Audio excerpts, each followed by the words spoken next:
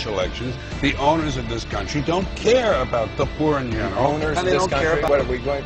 What, is this Karl Marx talking to me? The owners of this country are the voters of this country. You're wrong about that, my friend. Aren't the owners of this country the voters in this country who elected George Bush? No, they're not. Listen, politics, these elections are a charade. It is a charade. Oh, okay. They are meant to... Well, I'll tell you, just listen for a minute. Learn a little something.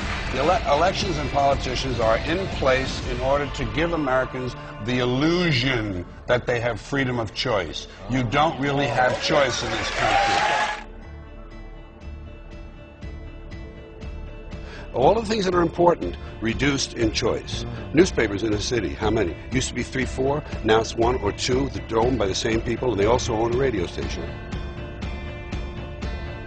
Give these people a voting day every year so that they'll have the illusion of meaningless choice. Meaningless choice that we go like slaves and say, "Oh, I voted."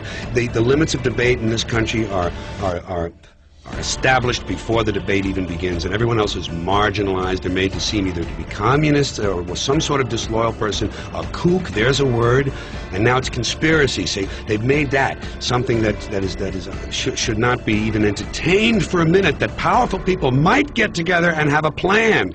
Doesn't happen. You're a kook. You're a conspiracy buff. Conspiracy buff.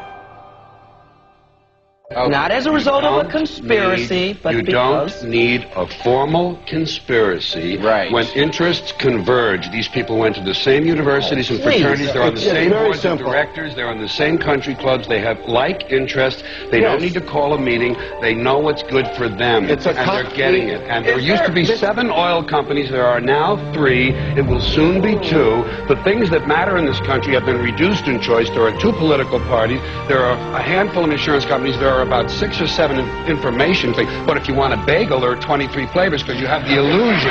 You have the illusion of choice. Right. You don't get the real important choice. There's no freedom of choice. That's a great point.